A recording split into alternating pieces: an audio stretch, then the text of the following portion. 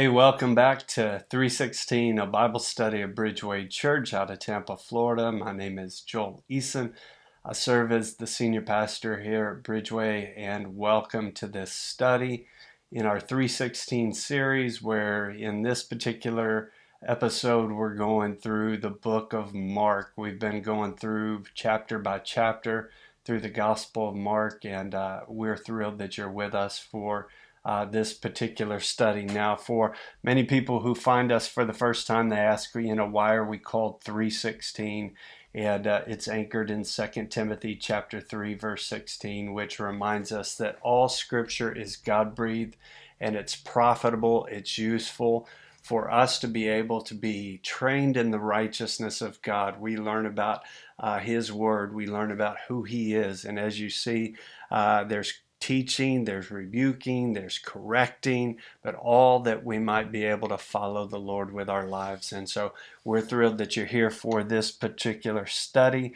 And we're going to go ahead and jump over to the Gospel of Mark. And we have so far dealt with chapter 1 in two parts. We had chapter 2, chapter 3, chapter 4, and now tonight we find ourselves in chapter 5 and in chapter 6. So in chapter 5 of the Gospel of Mark, you're dealing with two predominant things that happen, two main stories that happen. You have the healing of a demonized man, and you have the healing that happens for two particular females, a girl and a lady, and we're going to dive into that, and then I'll show you what's in chapter 6. But let's get first some bearings and some context around where we're at. So Mark chapter 5 verse 1 starts off for us. They went across the lake to the region of the Gadarenes. There's a number of ways of saying this. You'd have Gadara, you'd have Gadarenes, you'd have here, the D is missing from that. So the Gerasenes were the same. It was the same area, different translations define that a little differently, but same location. I'll show you here in just a moment. Whenever you're talking about the lake, we're talking about the Sea of Galilee. We've pushed on this before that the Sea of Galilee was referred to as the Sea of Galilee, the Sea of Tiberias, and also the Lake of Gennesaret. And we're actually going to see Gennesaret later in this study. But let me hold you right here for just a second and give just a little bit of a map. So we looked at this earlier, just with Nazareth being about 20 miles from Capernaum. But where you see on your screen, you have Capernaum and then Bethsaida up just a little bit east of Capernaum.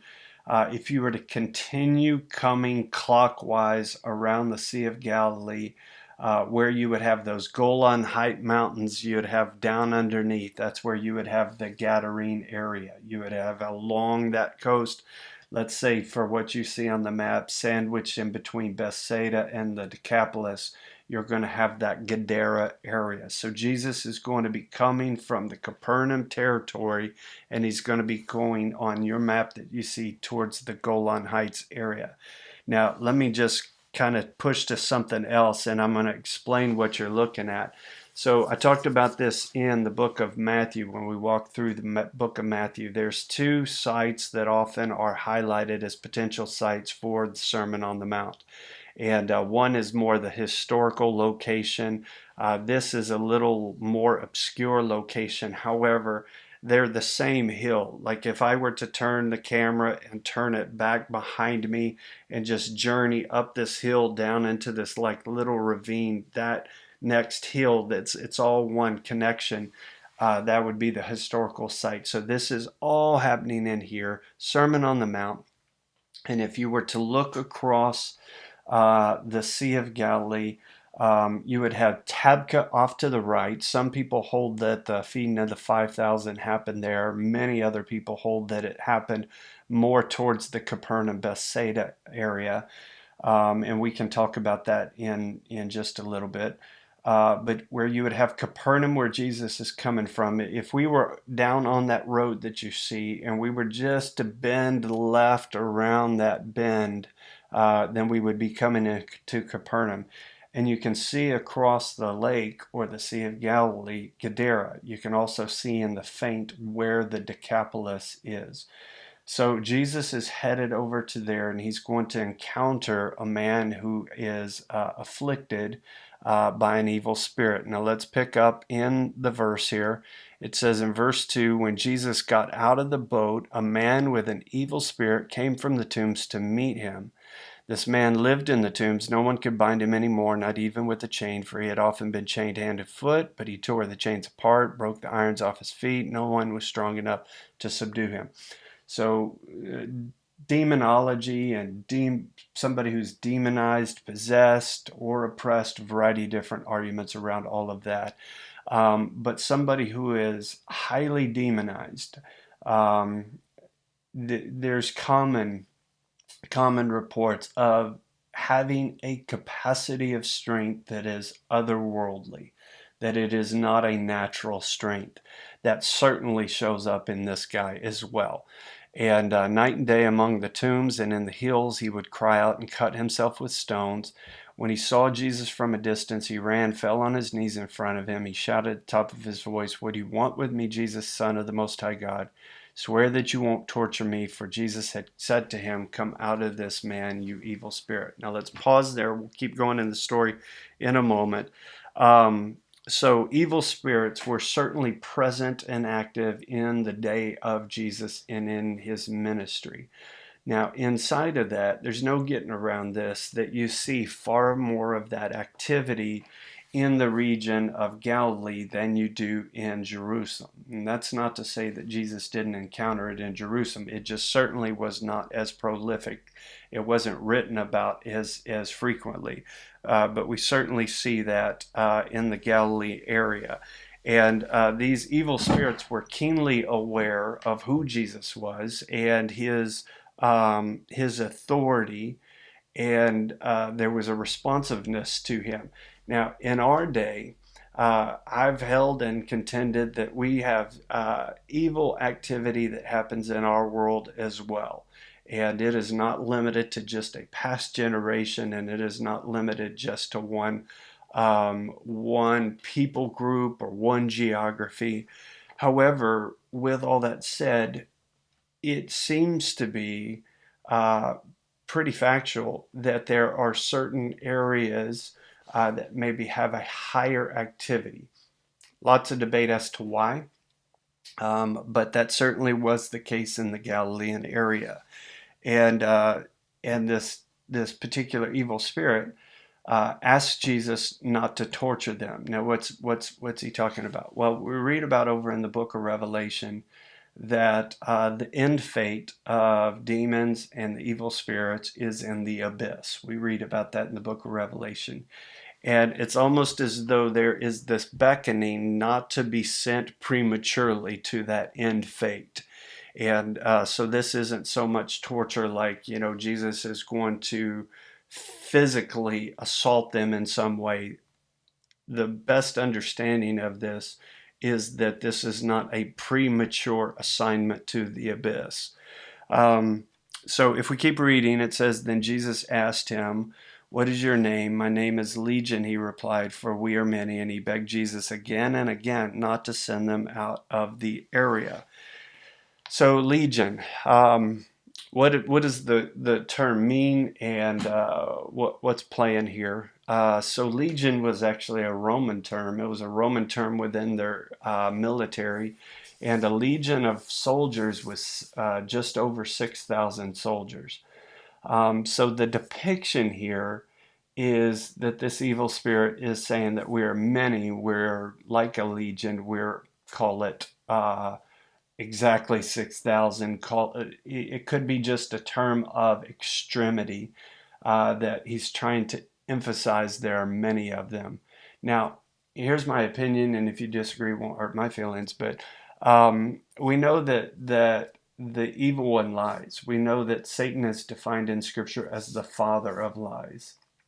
We know that evil will always attempt to lie to you. The thief comes to steal, kill, and destroy.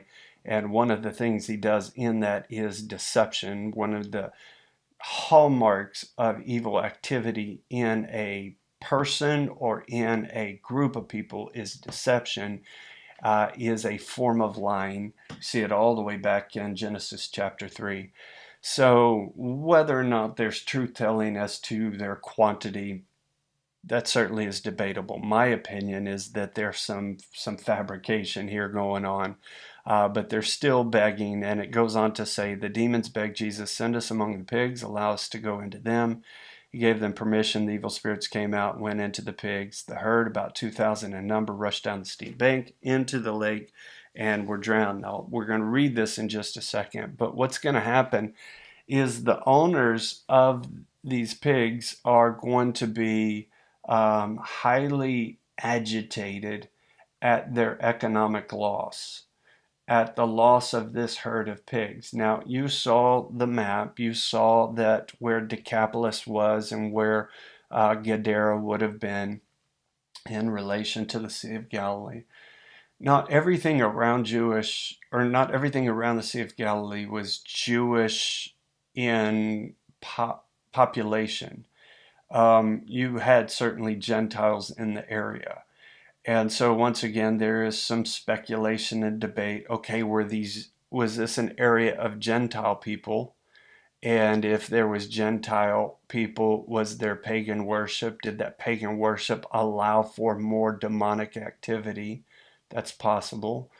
Some have suggested that this might have still been Jewish based off of Jesus continuing to do ministry amongst the Jewish people first. And if that's the case, then you would ask the question, okay, why would there be a Jewish populace that have herds of pigs where that absolutely was against the Mosaic law? And so there's speculation around the community that this demonized man was in and that Jesus goes to minister amongst. And that speculation leads to, okay, why did they respond the way they responded in asking Jesus to leave? Because you're going to see there is on one side economic loss.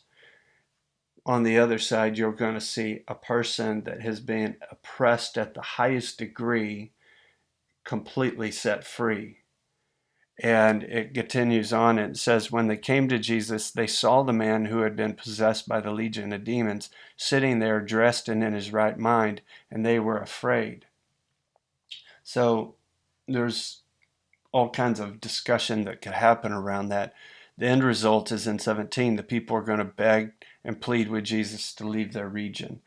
In John chapter 6, verse 66, it talks about that there were certain disciples that chose to follow Jesus no longer. You imagine in Nazareth, they wanted to kill Jesus and ran him out of town when he had read from the Isaiah scroll. Here in Gadara, you have people that try and plead with Jesus to leave their region. You got to think about how disheartening that is to have the Son of God, the answer of life, the way, the truth, the life, everything that could be needed for someone is in Christ, and they beg him to leave. And so anyway, you continue with verse 19. Jesus did not let him, being the man who was set free. Let me pause there. What had been asked there is the man had asked to come with Jesus, because Jesus is going to respond in verse 18 to leave. The demoniac, as he's called sometimes, who has now been set free, is going to ask Jesus, can I come with you? And Jesus did not let him, but said, go home to your family. Tell them how much the Lord has done for you and how he has mercy on you. He's had mercy on you. So the man went away and began to tell in the Decapolis how much Jesus had done for him, and all the peoples were amazed. So once again, you saw that map, but just for simplicity, I'll show you just real quick again. You would have, he's over in that bottom part of the Golan Heights along the coast. You would have hills there so that come straight towards the water, so that's easy to understand in that Gadara area. And then this man's going to go on to tell of the work of the Lord in the Decapolis area. Now, coming back over to our pro presenter, look, it's a powerful thing that Jesus knows exactly. Hear me on this. Jesus knows exactly when you need to stay, and he knows exactly when you need to leave. We often will wrestle with, should I stay here? Should I leave here? Should I still be at this job? Should I still be in this area? Should I still be living at home? Should I be this, that, and the other? And the Lord knows exactly when to let us leave and when to let us stay. There are times that people are invited to come and follow. The story of the rich young ruler, Jesus says to him, go sell everything you have and come follow me. He says, come to me, come with me. And that guy doesn't. On this occasion with the demoniac, he says, can I come follow you? And Jesus says, no, stay here. It's almost like Jesus leads us to the harder decision. And it's not that he's trying to make things hard, but he is unapologetic. The Lord is unapologetic about leading us into places of dependence, where we depend upon him and his presence and his guidance and helping us. And that certainly plays out here for the man that is delivered and then has to live in that area, being a light and a voice about what had been brought to him. Now, if we keep going in the story, it says when Jesus had again crossed over by the boat, so he's coming back across to the other side of the lake, Sea of Galilee, a large crowd gathered around him while he was by the lake. Now, we know he has come back to Capernaum. We're going to read that from the book of Matthew. Then one of the synagogue rulers named Jairus, and we've looked at the synagogue already here for both Matthew and the book of Mark. So one of the guys that helped lead where we looked at when we were looking at Peter and all that, came there, seeing Jesus. He fell at his feet, pleaded earnestly with him, my little daughter is dying. Please come and put your hands on her so that she'll be healed and live. Now, we're going to look at some things here, but I want to just say that in verse 42 of this same chapter, we will find out that this little girl that we're reading about is 12 years old. Now that's interesting because she's 12 years old and we're about to be interrupted.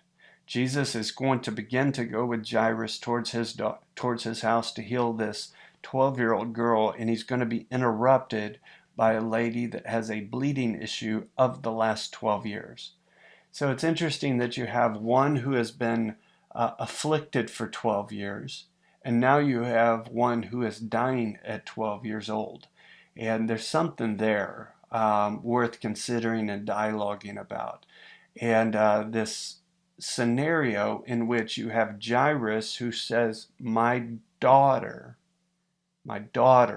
You think about, if you're a parent, the significance of your children and your daughter if they're sick and ailing to the point of it being terminal.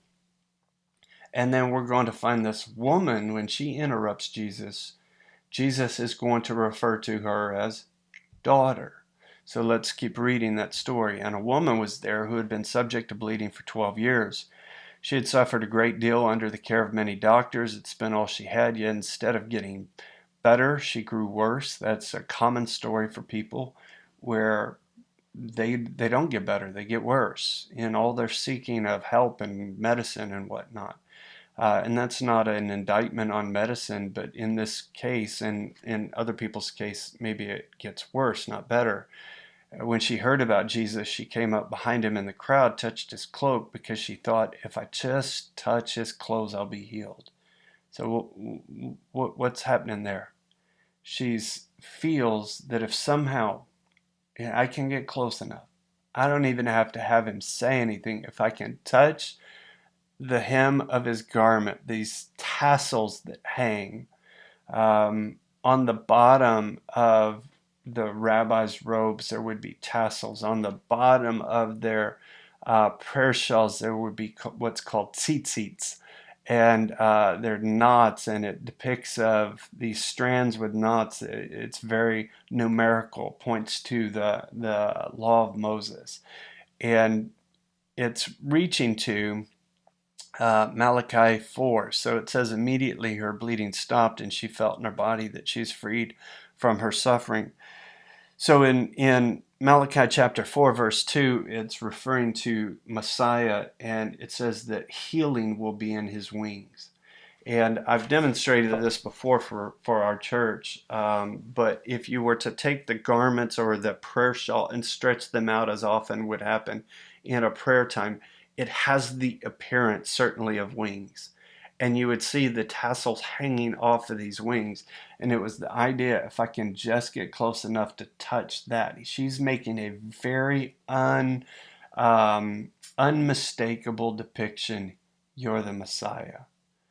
And because this would have been connected to Malachi chapter 4, verse 2. And it says in verse 33, then the woman, knowing what had happened to her, came and fell at his feet, because Jesus stops and says, who touched me? And the disciples are like, a lot of people are around you, a lot of people are touching you. And he says, no, power has come out from me. And she comes and fell at his feet, trembling with fear, and told the whole truth. And he said to her, daughter, I love the simplicity and the tenderness of that. Daughter, your faith has healed you. Go in peace and be freed from your suffering. And once again, I think it's so powerful because he is on the way to heal a daughter. And this lady reaches up and grabs a hold of his garment, and he says, daughter.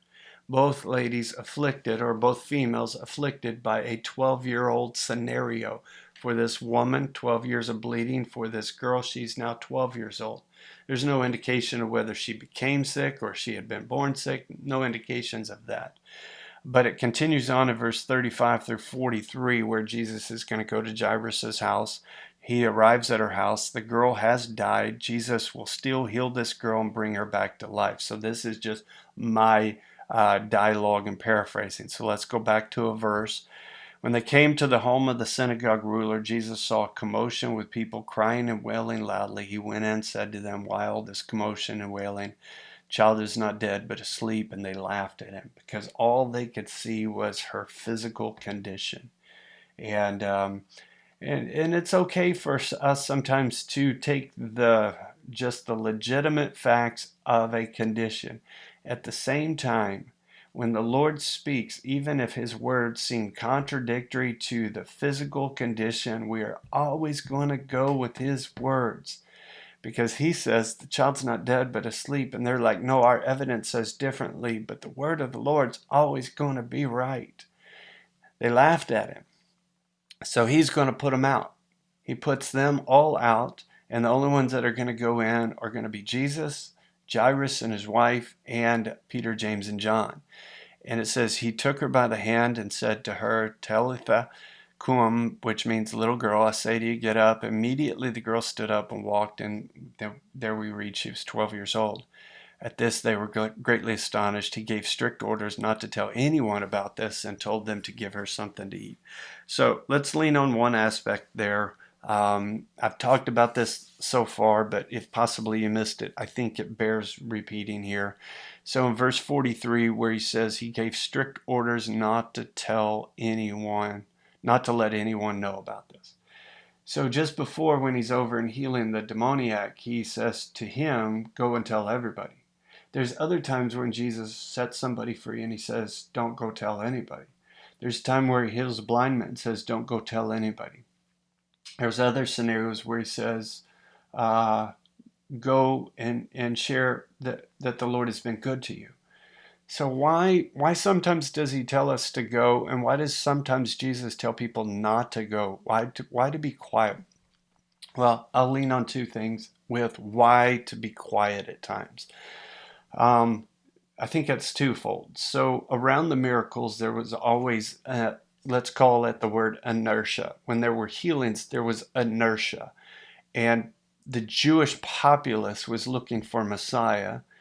And with Jesus' miracles around the Galilee area, they thought he was the Messiah based on his miracles. And in being Messiah, they wanted to move him into power. So there's a particular verse that says they wanted to make him king. And so Jesus often would say, my time is not yet. So it's almost like he is protecting a little bit of obscurity, protecting his hiddenness, because his time was not yet. What does he tell his mom the first time she tries to get him to be involved in the wedding at Cana over in the book of John? He says, "Woman, my time is not yet. My time hasn't come." And so sometimes he is telling people to not say anything because it's a protection of them. The second thing is because it protects the person. So when we have the man who's born blind and he's healed and he's brought up in the temple and he's catches all kinds of chastisement from religious leaders in the temple, and they're like, "Who healed you and who have you been with?" and all kinds of things. And that guy famously says, "All I know is I was blind, but now I see." He caught enormous scrutiny, and when you read the story in John 9, his parents caught enormous scrutiny.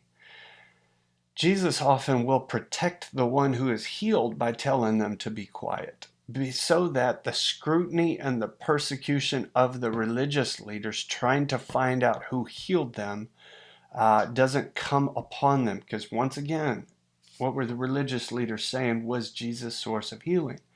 They were suggesting you're healing in the name of Beelzebub. Can you imagine the scrutiny that kind of religious leader would bring to a common, just meek Jewish home? You're being healed in the name of Beelzebub. Now let's take that 1 degree further. This was Jairus' daughter. This is the scrutiny that would come upon Jairus as a synagogue ruler. Would have been tremendous. And so there is a very subtle protective nature in Jesus in guarding them from all that scrutiny. So with that, we're going to go ahead and move over to chapter 6. Chapter 6 is going to have a lot more things that happen. He's going to go back to Nazareth, and you'll get the famous statement about a prophet in his own hometown doesn't have honor. He's going to send out the 12. We're going to hear about John the Baptist being killed, and then you're going to have two very famous miracles, the feeding of the 5,000 and Jesus walking on water. So let's pick up our pace and getting to those final two things. So if we look at verses 1 through 6, you have Jesus has gone back to Nazareth. You saw on the map, it's only about 20 miles away. He's going to be there. You remember the last time that Jesus was in Nazareth, they tried to kill him. He had been in the synagogue. He had read from the Isaiah scroll, "The Spirit of the Lord is upon me. He's anointed me to preach good news, to set at liberty the captive," and that whole portion. And then he wraps it up and says, "Today in your hearing, this is fulfilled." And they want to cast him off of this mountain cliff in Nazareth called Mount Precipice. And you could go there to this day and come to Mount Precipice. You can see where it was that they would have tried to cast him off. And but here they're not trying to kill him, but they're still going to be offended by him. They took offense at him. Jesus said to them, "Only in his hometown, among his relatives, and in his own house is a prophet without honor." And I just want you to pay attention to, he couldn't do many miracles there except lay hands on a few sick people and heal them, and he was amazed at their lack of faith.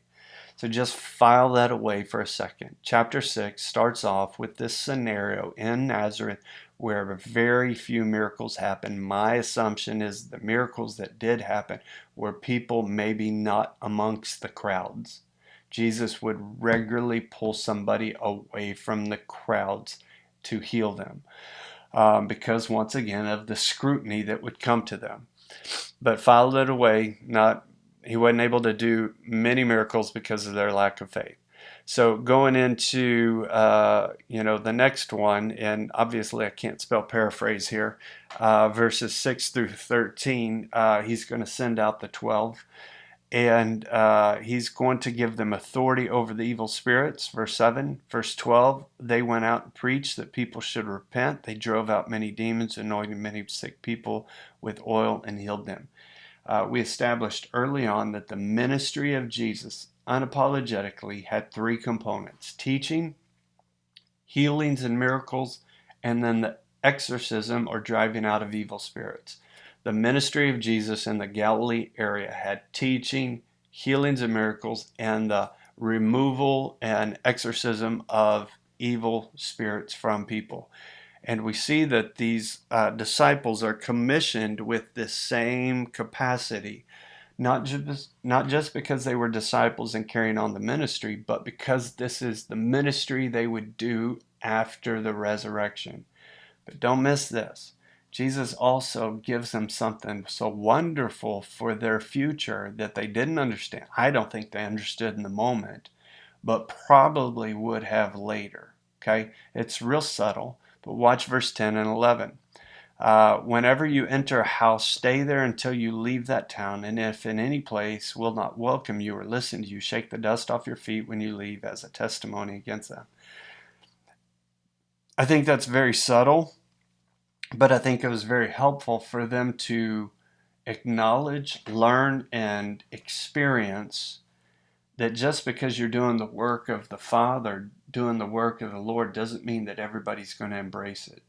There's going to be sometimes that you get scrutiny, criticism, resistance, opposition, even persecution.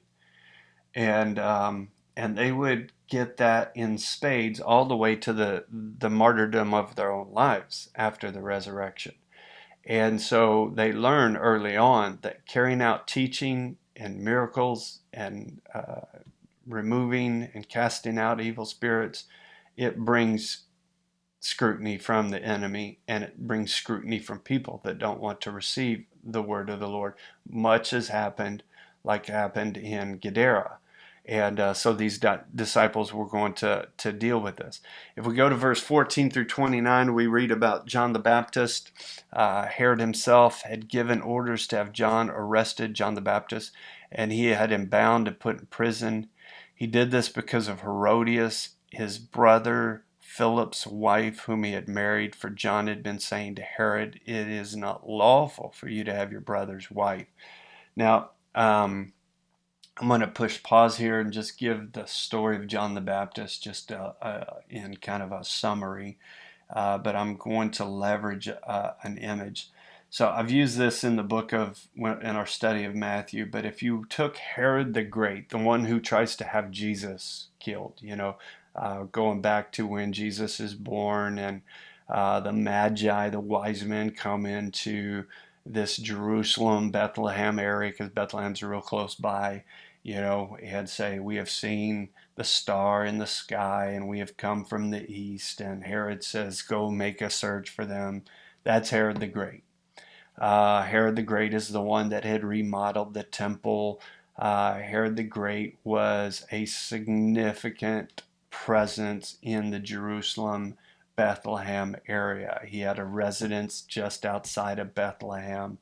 So anyway, Herod would have 4 famous sons. Might have had other children other than that, probably did, but 4 famous sons, and you see them in this green line. You have Herod Antipas, you have Herod Archelaus, Herod Philip, and Philip the Tetrarch. And Tetrarch is just of an area. But where you have Herod Philip, if you look at the third green box, Herod Philip was married to a lady named Herodias. And the history is that Herod Antipas, that first green box, who was brother of Herod Philip, had visited his brother and became infatuated with his wife. And Herodias had also become a little bit infatuated with Herod Antipas. Herodias ends up leaving her husband Philip. Herod Antipas leaves his wife, and the two of them, Antipas and Herodias, get married. And there are a lot of people that have to either go into agreement with it or suffer punishment. You think about all through history when things are done immorally at the executive level or at a kingly level or dignitary level, anyone who speaks out often gets persecuted strongly. Well, Herod Antipas is doing this. John the Baptist is one of the voices who says, "This is not right." And he gets arrested for it. And you'll see, if you follow down from Herod Philip, look at Herod Philip with Herodias, they had a daughter named Salome. Salome, her mom, is Herodias, and she's now married to Herod Antipas. Salome is the one who is going to be dancing on a particular night. Herod Antipas is going to say to Salome, "You're doing so wonderful. I'll give you any of your requests." Salome is going to talk to her mom, Herodias, and because they were incensed by John the Baptist and his voice, they're going to beckon for the head of John the Baptist to be delivered to them. And so that's just a look at the whole family of Herod, and there's more there if we had time for that history lesson. But let me hop back over now. And it says, the king was greatly distressed because of his oath and his dinner guests. He did not want to refuse her, being Salome, and her request for the head. So he immediately sent an executioner with the orders to bring John's head. The man went, beheaded John in the prison. Now, Matthew and Luke are both going to record that Jesus is going to be made aware of this. Luke's actually going to record that Jesus will at some point have an interaction with Herod Antipas, but we'll get to that in our study of Luke. But from that, then you're going to go to two of the great healings, or two of the great miracles of the New Testament, the feeding of the 5,000 and Jesus walking on water. So let's point out some things. In verse 30 through 40, you're going to have components of this feeding of the 5,000. Jesus has sent the disciples away, as we already read. They have returned. Large crowds of people have followed them to Jesus. Jesus is going to tell them in verse 32, let's get away to a solitary place. But the people are going to still continue to follow him. So in verse 35 through 37, Jesus is going to say, let's feed these people. The disciples are going to say, we don't have the food. There's going to be an inquiry about it. They're going to find they have 5 loaves of bread, 2 fish. Jesus is going to say, let's sit the people down in groups of 50. So with that, let's read a couple of verses, taking the 5 loaves, 2 fish, looking up to heaven. He gave thanks, broke the loaves. He gave them to his disciples to set before the people. He also divided the 2 fish among them all. They all ate and were satisfied, and all the disciples picked up 12 baskets of broken pieces of bread and fish. The number of men who had eaten was 5,000.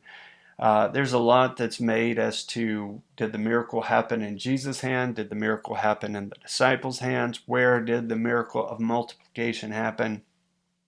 All speculation. I just simply pull away from it and think that it was important for Jesus to give the bread and the fish to the disciples for them to feed the people. Why? Because that was going to be the ministry of the church. And they had to do that same thing, bringing bread, bringing fish, bringing the food, bringing the word of God, bringing the ministry to the people. And that the ministry comes from the Lord to his servants, to the people. I think it's very much like what happens on a Sunday. It should happen this way on a Sunday. God gives the word to the church. We're all the disciples. It's not so much that as a pastor, I'm the one who's delivering the bread. We're all gathering together. Jesus gives us the bread of his word, and that we're supposed to take that into our world and feed people the word of God and ministry and love and care and generosity and all those kinds of things. But there ends up being this incredible outpouring. The scripture says that there were 5,000 men, and the numbering, if you take into kids and women, the number gets as high as 20,000 or so. Sometimes some speculate lower than that. Some speculate around 20,000. There's going to be another miracle that happens later with 4,000 people, period. Not just men, but period. But this miracle has some significance that Jesus is going to push on in 2 locations. In the walking on the water, and then later with the feeding of the 4,000. So let's go ahead and go to the walking on the water. Immediately Jesus made his disciples get in the boat, go on ahead of him to Bethsaida. While he dismissed the crowd, after leaving them, he went up on the mountainside to pray. When evening came, the boat was in the middle of the lake, and he was alone on land. And you see this where he's watching out over them. Let me show you this. In verse 48 to 49, Jesus sees them straining, and he's going to walk out on the water towards them. In verse 49 through 50, they're going to be terrified by what they're seeing. I think it's amazing that he is able to see to exactly where they are. If I were to, and I'll take you to the image in just a little bit, but they would have been far enough away that in the dead of night in a storm, you wouldn't have been able to see them naturally. But by God's capacity, he sees exactly where we are, even when other people simply can't. There is a limitation in other people. There's no limitation for him. And he sees exactly where they are. And it's going to go, when they saw him walking on the lake, they thought he was a ghost. They cried out. Verse 50 says, because they all saw him and were terrified. So they have this natural reaction, as likely we would have. Immediately he spoke to them, said, take courage, it is I, don't be afraid. Then he climbed into the boat with them, and the wind died down. They were completely amazed, for they had not understood about the loaves. Their hearts were hardened. So this is interesting that Jesus connects the walking on the water to what had happened previously with the feeding of the 5,000. It's my opinion only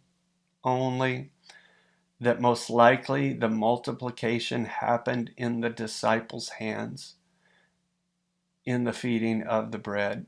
And I say that only because of this part. For they had not understood about the loaves. If you don't understand God's power working through you, your heart can still get hard when you get scared.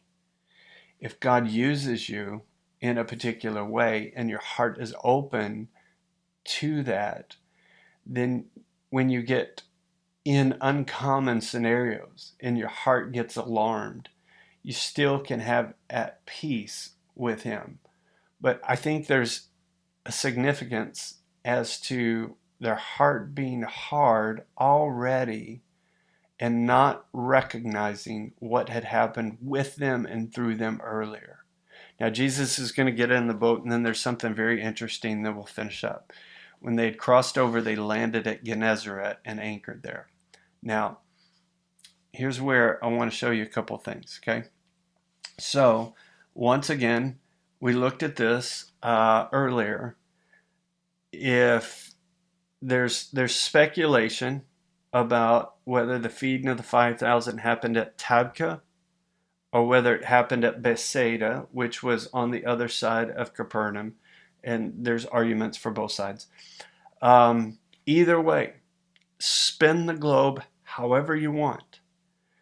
The Sea of Galilee is where it is, and there's a northern part of the Sea of Galilee, and right out in the water that you see, somewhere between Tabgha and Capernaum, Bethsaida area, was where the walking on the water story happened.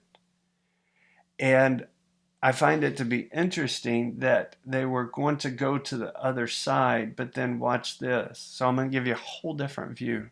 So I took this photo from Mount Arbel back in 2022 and or 2023. You can see Mary Magdalene, where she would have come from. You see Gennesaret, it's right next to Tabgha, and then you see Capernaum and Bethsaida. And if we were to keep panning around clockwise, we would have, if you were to frame this as a clock, you would have Gadara over around 2 o'clock, where 2 o'clock would be on a clock in that direction. But they're over either around Tabgha or around Bethsaida, and then they're going to arrive somewhere out in that water, and then they're going to arrive at Gennesaret, which is interesting that they are going to end up not where they were heading. And so I think that opens up all kinds of dialogue and discussion when the Lord allows for redirection in your life. But he's with you, and you can have peace, even though we're going somewhere that we had not at first anticipated. But watch what happens and how Mark 6 ends up concluding. So let me get over to it. As soon as they got out of the boat, people recognized Jesus. They ran throughout that whole region, carried the sick on the mats to wherever they heard he was. Whenever he went into villages, towns, and countryside, they placed the sick in the marketplaces. They begged him to let them touch even the edge of his cloak, and all who touched him were healed. And Mark chapter 6 is going to come to a close with that, but I just want to point at two things. You remember how Mark chapter 6 started? With a lack of faith in Nazareth. There was no faith there. And because there was no faith, there weren't many miracles. Here, there's a lot of faith, and everyone's getting healed. The other thing that I would drive your attention to is the power of what happened in chapter 5, where you have the story of Jairus and daughter, but you also have the woman healed of the 12 years of bleeding issue. And she thought, if I just touch the hem of his garment, if I just touch his clothes, she lives in that northern Galilean territory. News about that must have spread, because you have here people who are now trying to touch the edge of his cloak, and all of them were healed. And you think, what a powerful influence she had. You know, when you hear the story of the woman who was healed of the issue of blood, you hear it taught from pulpits, it rarely gets connected to the impact that it had in other areas, including in Gennesaret. But there's a significant upturn of people who start trying to touch his cloak and are healed from it. And so you just have a powerful, powerful testimony there. And so with that, chapter 6 comes to a close, and we're going to pick back up with chapter 7 and chapter 8 in our next study. As always, I hope you'll take this study even further than maybe we've had time to do, and that the Lord would bless you in the study of his word. God bless you, and I'll see you next time around.